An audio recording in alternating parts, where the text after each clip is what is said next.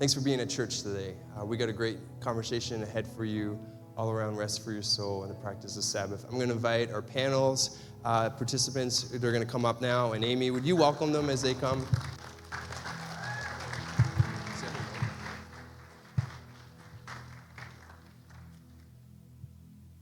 Good morning, church.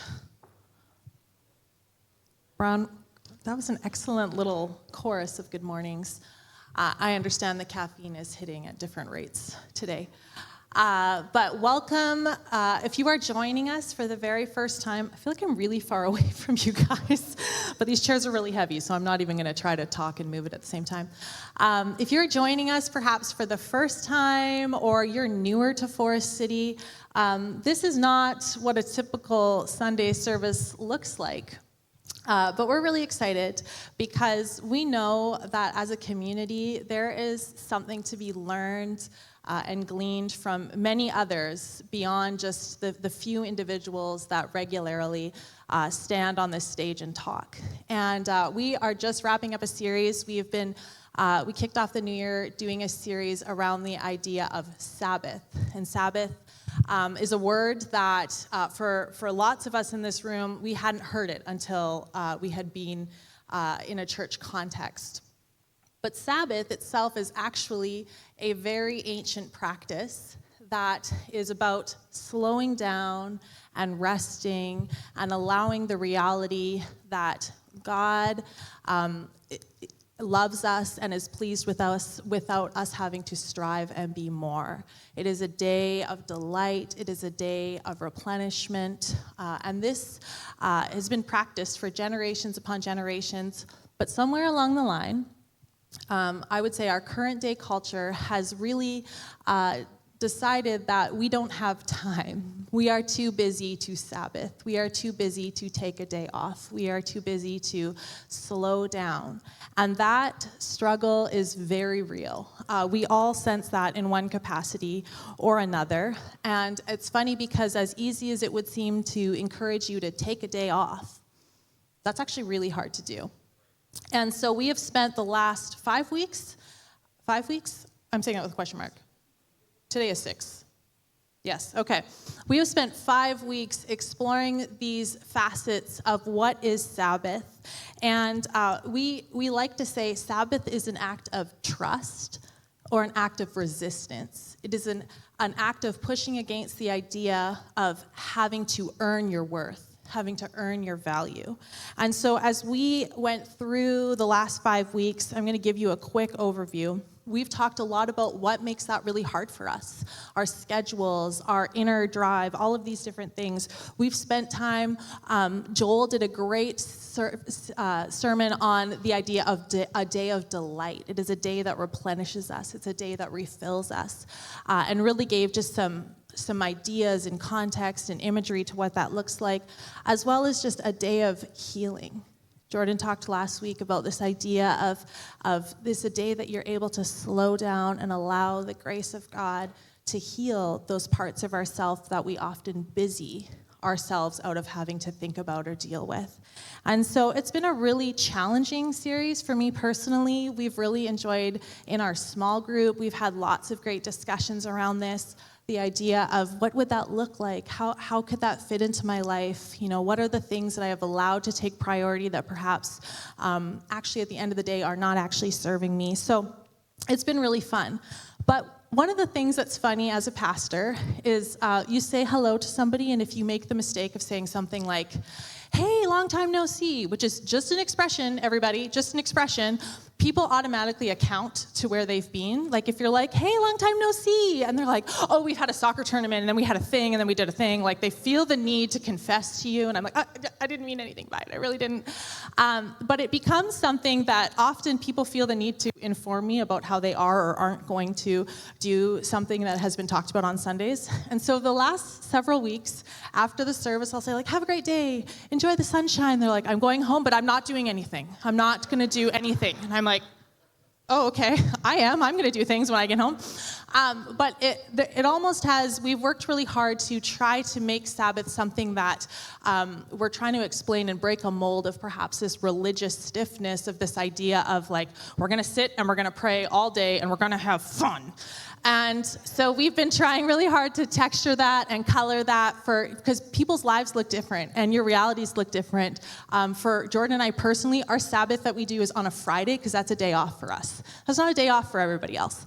And so today, we thought it would be really great. We found 3 people in our community who are at 3 very different stages of their lives that work to practice a Sabbath. I think all of them would say they are not an expert. They are a practicer of Sabbath. They are working to grow in that and be better at that. And actually, full disclosure, I was emailing with Catherine this week. She'll introduce herself in a minute. She goes, "Isn't it your Sabbath today?" Yes, Catherine, yes it is. So I myself am also on the journey, but we want to hear from them. We've got some questions because we know that your lives look different, and perhaps one of these 3 people fits your paradigm a little bit better than perhaps myself or Jordan or Joel, as we've spoken about this, that you're like, that's actually really helpful for me to hear that perspective. So that's what we're going to do today, and before we get started, I would love if each of you could just share kind of where you're at in life, what life looks like for you, and kind of where you find yourself these days. Okay? And your name. Did I say that? You can pick a new name if you want.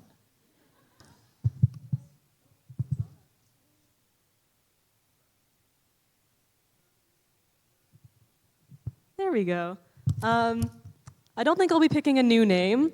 My name is Bronwyn, and I'm in high school. So for me, work consists mostly of classes. So I go to school every day. I go through my 4 classes a day, and then I come home and I have homework to do. I'm also in theater company and production at my school, so those extracurriculars take up a lot of time. I'll often be at school until like 5:30, and then I'm in piano and I go to youth group on the side of that. So, So you're not bored? No, I'm definitely not bored. I'm pretty busy, I guess. Even for a high schooler, I fill up my schedule a lot, and so life can feel like a to-do list of all the things that I have to get done. I have, this deadline due date coming up, and so I'm always trying to meet those and not be handing in my work late. Thank you, Bronwyn. You do have a full plate. I admire you. Anyway, my name is Catherine, and I am in the autumn season of my life. So my life is a little quieter on the outside, but it is full on the inside, maybe not as full as yours. And I'm deeply engaged in meaningful work, relationships, and I get to listen to what my life is saying to me. So yes, I do have this gentle rhythm, but there is space. There is space for being more aware, making more choices, and being intentional. So less hurry, less proving, but more listening, more witnessing, and more responding. And so that's the beautiful thing, is that I don't have to, change hats, run after roles, and my calendar works for me, not the other way around. My name is Chip. I'm married to Sans, and we've got 3 beautiful kiddos, Casey, Jonathan, and Eliette, who are 16, 11, and 10. It is a very full season. I work. Sans is a home educator. She also runs her own business. She homeschools. And just right now, the season for our kids is really busy. There's lots of activities on top of school. And Casey, just like Bronwyn in grade 11, a lot of our youth gals are in grade 11, and we pray a lot for them because they've had just really tough semesters. So things are full, but really, really great. Hold on, before you hand that back. Chip, what do you do during the day? Are you a full-time dad at home, or are you? No, I work for a financial institution. I'm a people manager and people leader, and I just started a new job a couple of weeks ago at a new branch, and it's been great. So, but it's full. So thank you. Yeah, and I want to say off the top that to find 3 people just in general, 3 people that are currently working to practice the Sabbath, is challenging. And I think that goes to show that this is not something that if you're sitting beside someone, you're like, wow, has everybody figured this out and I haven't? Most of us have not figured this out. And so we feel really thankful that we could even grab these 3 and say, like, please, would you come and share with us today? Because we know that they're busy individuals themselves, and but we just really applaud just the time it takes and the discipline it takes to practice a Sabbath.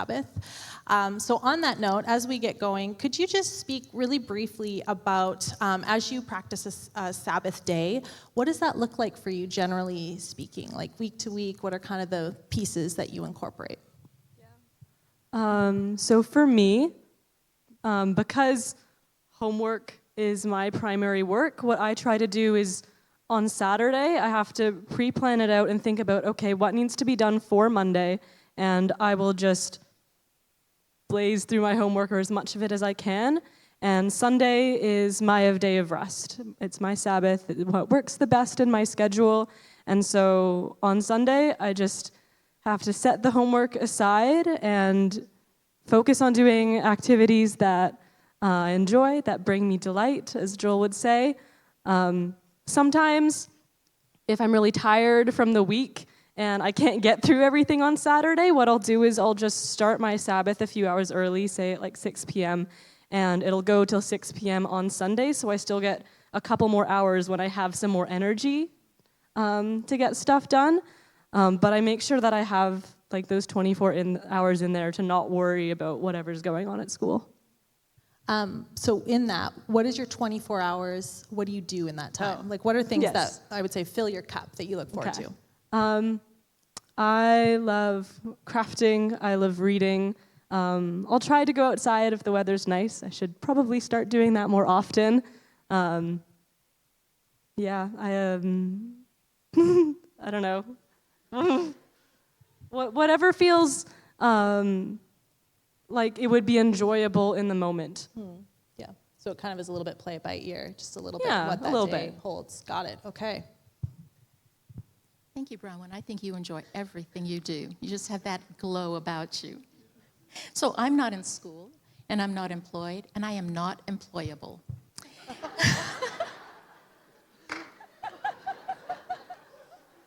And so my Sabbath looks a little bit more rested, right? More relaxed, slower pace. Kind of like, God walked. He didn't run except when he was running to rescue us and protect us. And so I like to walk with God. It's simple joys, whatever brings me delight. And it's not so much performing. It definitely isn't perfect. It is, as you would say, a posture of deliberately having space with God and for God with no agenda. So it's basically about resting and receiving, not so much stopping, but just returning to myself and to God. That's so beautiful. We tend to have our Sabbath on Saturday, but it's quite flexible, and it's definitely like a posture, but also a work in progress. Reconciling, I think, sometimes our schedules amongst the 5 of us can be challenging, and ideally we want to be able to practice Sabbath and celebrate together as a family. And it usually starts very simply, like I'll read from the Bible, Exodus chapter 20, verse 8. It's just the commandment to honor the Lord's Sabbath, and that sort of sets the tone for us. And for the kids, very practically, we try and make it basically the best day of the week. So when they look back on it, when they're much older, they can just have very fond memories, and then they can build that practice within their own lives. But we do a lot of like fun stuff. We don't do work, so they don't have to practice piano or do homework. We do a lot of games. We'll sing songs. We'll watch like good media, just things, and usually go for a walk together as a family too, amongst other things. But it does vary week to week. So, Catherine, I'm going to start with you. just because Bronwyn's such an overachiever, and she already answered this question ahead of time, so she didn't even know I was going to ask this next one. But what would you say has been, in this season in particular, what has been one of the most challenging parts or the hardest parts? Bronwyn kind of talked about her schedule of homework and all of these things that she's kind of got to think ahead.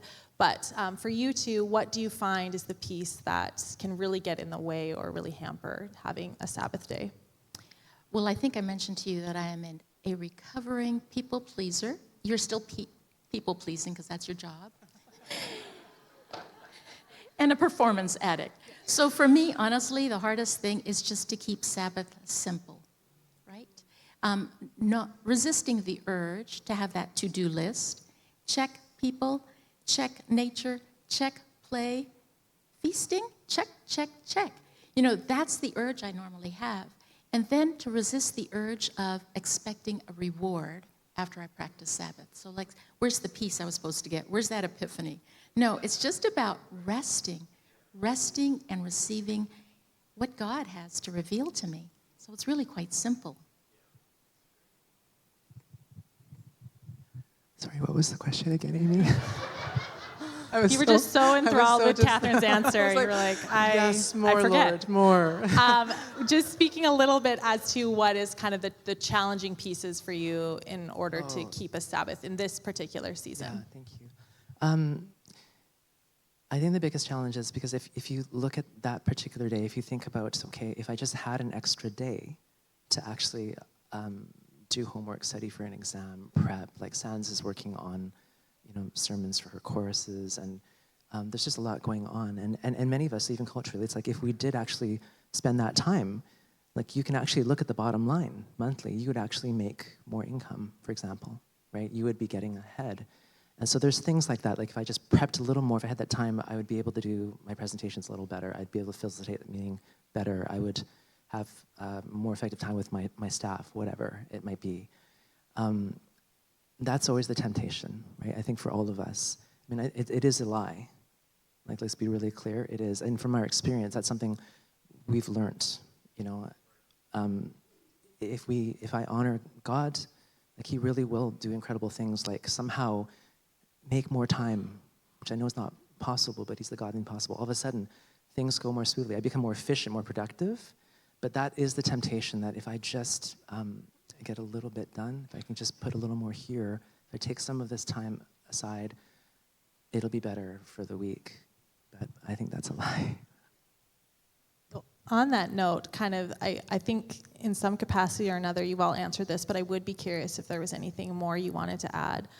Perhaps I really liked your answer, just talking about the idea of the recovering people pleaser and all of these pieces, because I think there's lots of us that can identify with that. But what is something you've had to unlearn or release in order to practice a Sabbath? For me, I had to really deliberately learn to let go of constantly thinking about what's coming next and what still has to be done. Learning to just for this length of time to not worry about what's coming up in the week and to let God bring to me what he wants to show to me in that moment. Because often I'm stressing out thinking about all the tests that I have coming up, all the projects that are due, and I get stressed out, and that makes me procrastinate, which makes me stress out more. And so learning to live in the moment and to think about what's happening right now and to enjoy it instead of thinking about the future was a habit I needed to start. It kind of breaks that cycle. Well, at this age, there's a lot you have to unlearn. You're half Asian, I'm full Asian, you're full Asian. There is just something about this cultural paradigm that we have to unlearn. And for me, probably the biggest thing was unlearning that my worth is tied to my productivity. If I just get a little bit more down, yes. And so unlearning that rest has to be earned, and unlearning that it is a reward for doing a good week. like 6 days of creation, and if I don't do 6 days of creation, do I deserve this? And just to remember that God already loves me. Remember who he says I am, unconditionally loved. He's fond of me, imagine that. And before I even do anything, he chose me. And so rest is something, I'll just tell you a quick story if I may. I had to learn this rest, not because I was focusing on Sabbath or because I was holy, but my body told me to rest. And so it was during a very busy season in my life, and like Carmen, I was diagnosed. You have cancer. Full stop, hard stop, forced rest. It wasn't just one day of Sabbath, it was a sabbatical season. But in that season, I learned that Sabbath it's listening. It's listening to the wisdom of our body. It's trusting God enough to actually stop and rest. And then it's seeing rest more as you said, an act of faith, not as weakness, not as failure. And that's rest. So I saw that it wasn't about breaking away from life like a holiday. It was actually returning to my life. And that's what I learned about rest. I think the thing for our family around rest is that it is such a gift. Like God really wants to bless us and bless you. And so it's an opportunity to actually say, God, I really want your blessing. So I'm going to try this. And I think a lot of it for us is actually just trying, right?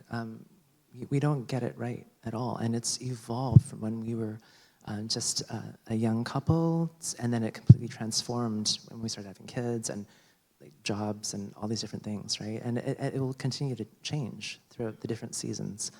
But I think the fact that this is a gift first and a way for God to bless us and bless you, that's why it was such a priority, I think, for our good, right? Very good. Okay, we're going to get to the fun part here. You're like, we've already had so much fun. But I would love to hear, I'm going to combine two questions just for the sake of time, but where are you finding delight in your Sabbath? And how did you discover what delights you? And I'm also going to incorporate, there was another question that I sent you guys, just talking about, is anybody a part of your Sabbath? But I think that actually probably flows in well into the delight piece. So I would love to hear kind of perhaps who you share your Sabbath with, but also sometimes it is hard when it's like, what do I actually enjoy doing? It's not just what has to be done, but what do I enjoy? So if you can answer or approach that from any way you want, but perhaps you're wanting to include people within that answer. Yes, so I kind of touched on this a little bit. But for me, what I knew I would delight in when my parents suggested that we start Sabbath as a practice at the beginning of this year, I was excited because it meant I would have time to work on my craft projects. I have a lot of always little mini side projects going on at one time. I crochet, I make friendship bracelets and do macrame, which is a knotting craft similar to that. Recently I've been Mod Podge collaging journals. And oftentimes during the school year, I've had to put away those crafts and those things I really enjoy because I have to focus on what I considered to be more important, which was school. But doing Sabbath and putting school away allows me to bring out those projects and to work on them because they bring me so much joy to make something with my hands and then to use it afterwards. Yeah. Can I ask you a question? Yes. So and I think that's a lot of us. There's a lot of things where like when I've got the time, I will try out that thing or I'll get to that or I've got that project that I used to do that I haven't done in a long time.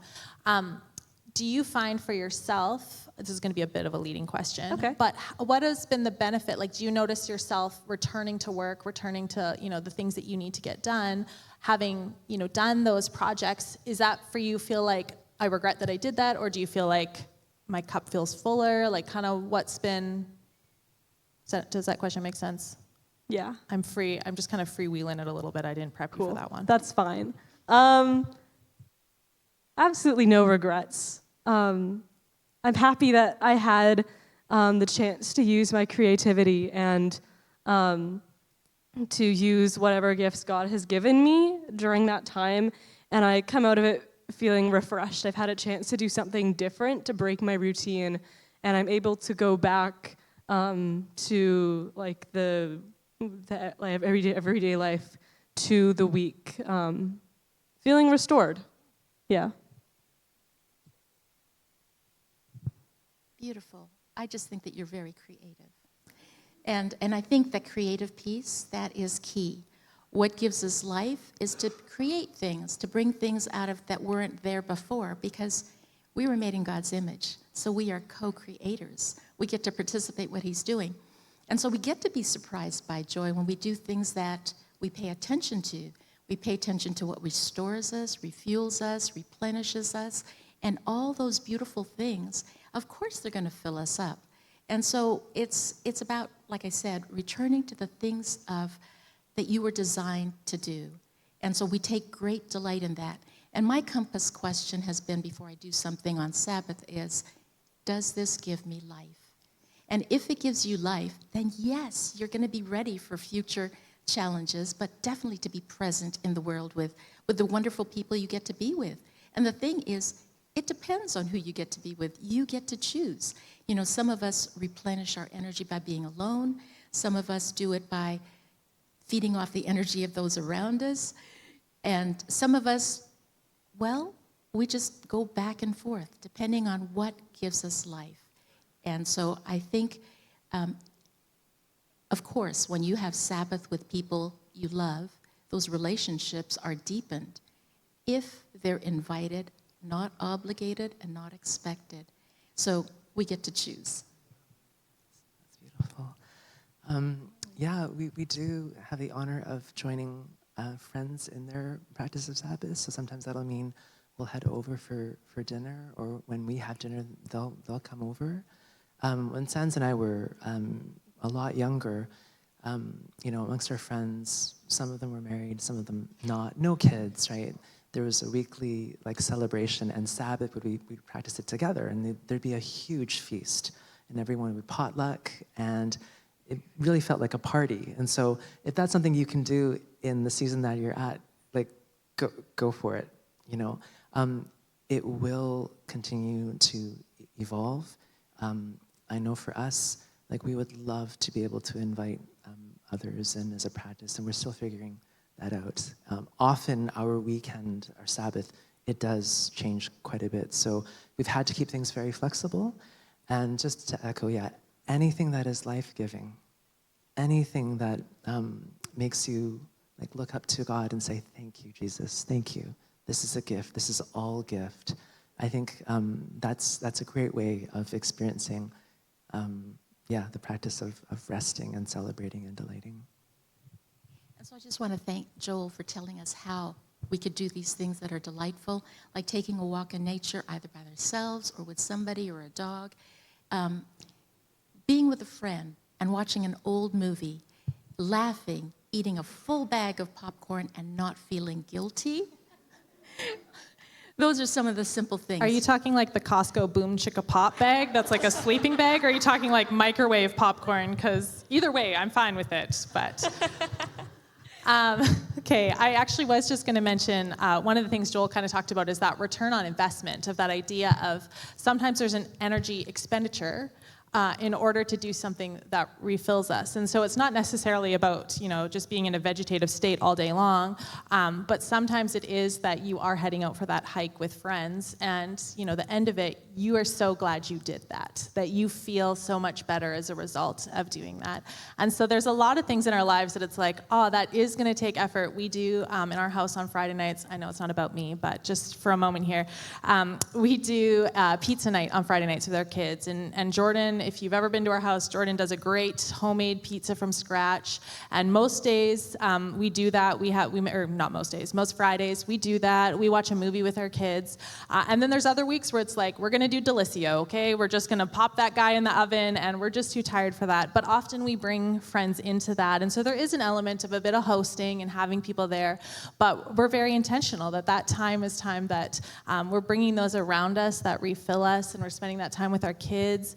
We've been introducing them to Star Wars, which has been a delight for us, except for our youngest, who said to me the other day, can we never watch these movies again? So that's not on her Sabbath list, but the other kids. So it's just these moments of delight of spending time with your people, and there is that output sometimes, but it often leads to a greater amount of joy and satisfaction. Bronwyn, are you wanting to say something? You look like you're going to say something, or are you just ready? I don't know. You're just ready, okay. All right, so the next question is, why do you keep practicing Sabbath, even if it's imperfect? So thinking about the idea of I really loved, Catherine, that you just named the idea of I don't feel the peace. I did that once, and I don't necessarily feel it. And I think that's often how we feel about spiritual disciplines, is there's this element of okay, I tried that once. I didn't automatically see the benefit, and so why bother keep going with that? Why do you keep going and practicing a Sabbath, even if sometimes you feel like that was imperfect, or does this really matter? Why is it something that you continue to do? It's something I keep working for because I enjoy it. I don't always see the impact of it. I feel, oh my goodness, I feel so much more rested this whole week. Or sometimes it's not so obvious to see what God is doing in my life. But I'm creating the space for Him to work as He feels like it, in His timing. And I don't know, all I can do is just enjoy the time that He's given me, and try to use it to search for Him, and just to let Him take control and see what He'll do in my life. I'm not in charge of that, but it gives Him the space to work as He will. Well, it is an imperfect practice, but you use the word practice because although it starts a little foreign and uncomfortable at the start, as you practice it, it certainly integrates with your fiber, and it becomes second nature, hopefully. Whatever you practice becomes that. And so when you get squeezed, what comes out is what you've been practicing. It could be fruit juice, the juice of the fruit of the Spirit, or it could be hydrochloric acid, which is what we saw at Tumbler Ridge, right? Because this we know is that our outer world, the quality of our outer world, depends on the quality of our inner world. So what we carry into the world gets released. And so that's why I practice it, because when I come from a place of rest, I'm more grounded, and when I'm triggered, out comes love, joy, peace, patience, kindness, goodness, gentleness, faithfulness, and self-control. But when I come from a place of depletion, fear, scarcity, angst, what comes out is more of that.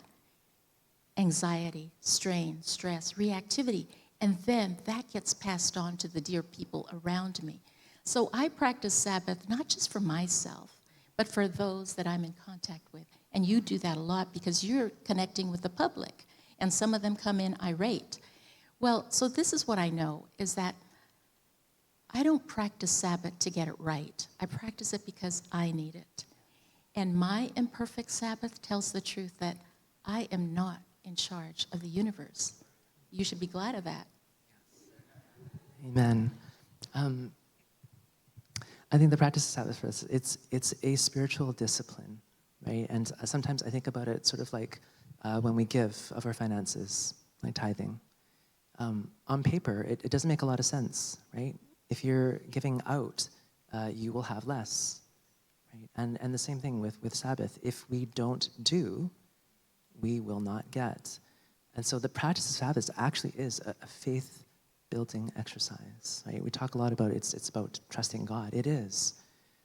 If we try, I really believe it's an opportunity for our faith to grow as we learn to trust God in everything. And God is so good and kind. Like He is the same yesterday, today, forever. always.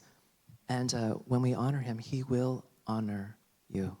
Like Sans and I and our family, we've experienced that throughout our faith journey. He's never let us down. And so all of a sudden, we just receive so much blessing. Like God multiplies so much to us. And so we just want to continue to honor him, right? And it becomes this beautiful, beautiful receiving from God. There's an invitation. We enter in, we receive from God. We can give back to God just by responding, entering in, receiving from God. It's like breathing, so. Okay, now as we're wrapping up, just being mindful of time, I would love to hear, I kind of feel like the analogy that probably might feel a bit tired, but I think is true, kind of as what Chip was just speaking of, is this idea of, going to the gym, and you go to the gym once and you're like, I just didn't see the change I thought that I would see. Like, I really thought I would look like, Chris Hemsworth or whatever after that.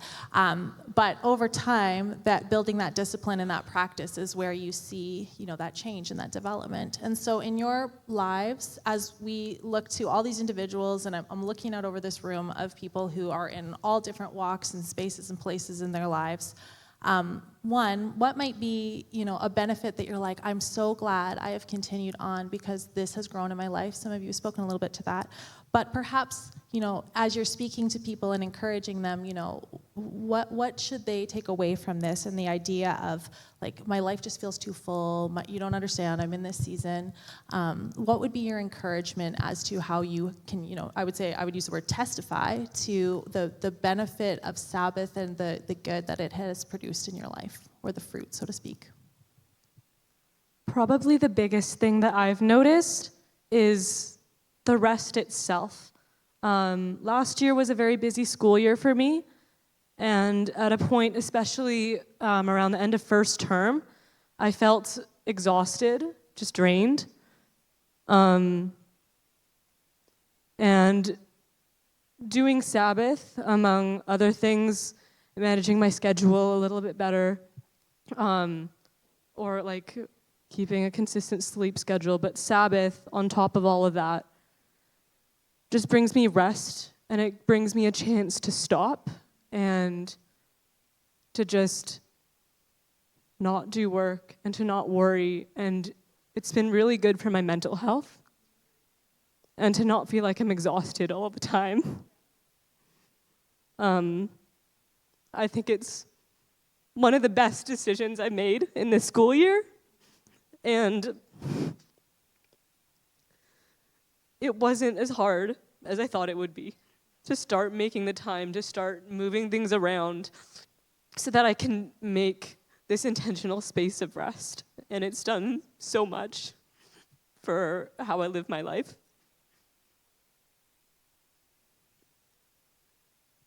I love that. Thank you so much. Yeah, hard to follow that. Thanks, So Mom. it does change. It She's does the make best. changes in our life, right? We discover our relationship with God changes, and when our relationship with God changes, it changes our relationship with ourselves, right? And it changes the way we see ourselves and the way we see other people. And it changes things about our whole attitude towards rest. It fills us up. And then we realize that we don't disappear when we rest. Nothing bad happens when we stop, unless you stop on train tracks. And that God is good. And so it also teaches us, really, it retrains our nervous system, so it affects our brain. So we no longer have to equate output with worth. We don't have to equate being faithful and committed with striving and pushing, but we get to be present rather than perform, right? And so this I do know is that I'm going to give the mic to Chip because he has something good to say. I know in September when the lead team and council got together, everyone who's serving the various ministries, there was something that was, I think, Jordan and Amy spent a lot of time teaching us on was, sometimes in order to say yes to God and more to God, you do have to say no, right? And I think there's something very beautiful about that no. Many of us in our community here, your lives are so full, but you would probably say that your cup feels empty. Right? I think this practice, this discipline, trusting in God, entering in, is a way for God to fill your cup to overflowing. And it's incremental. It takes steps of faith. We can be bold in it because God loves you and God will take care of you. When you feel like you have to catch all these balls, otherwise they're going to drop. God can be there for you. He really can, and I trust he will show up for you in amazing ways if you just give it a try and know that it's not going to be perfect, and that's totally okay. Perfection is never the goal. If you follow Jesus, that's not the goal, right? It is relationship. It's about love. It's about receiving from God and being transformed into the likeness of Christ. And this is one thing that he did not compromise on, right? Because he knows what is good for you. He loves you, and he wants to provide for you. And it's such a countercultural thing, right? It's, So for all of you who are sort of just really struggling to see how I can fit this in, for one of our friends in small group, they're like, I think I might be able to eke out an hour a day. And can I spread this out over 7 days? And if you're living by the Spirit, there is, again, such things. There's no law. By living in the Spirit, you will fulfill the law of God. So this is not a legalistic thing, which you guys talked really great about, right? Just give God the space, and it'll be space for you, and see him come through for you. Watch him work his wonders. Yeah, and just to tack on top of that, Sabbath is not about adding something new. It's not a to-do. It's something that gently returns your life back to you. And so it doesn't have to be an hour, it doesn't have to be a day. Listen to your life. It's speaking to you. You are not failing. You get to do this because the Holy Spirit is right there in you. And so I just invite you to start with maybe even 5 minutes and let your soul be reoriented.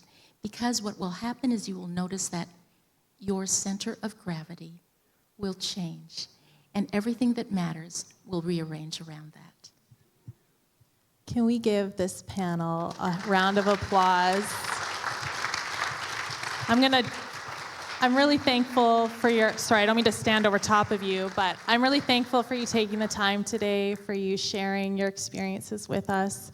We're just really thankful to have you as a part of our community. And perhaps you're thinking to yourselves, well, yes, you picked 3 very calm, very zen people. Perhaps they're like that because they practice a Sabbath, okay? So you too could be this calm and relaxed if you practice a Sabbath. So thank you guys. You can go ahead and have a seat. I'm going to invite you all to stand.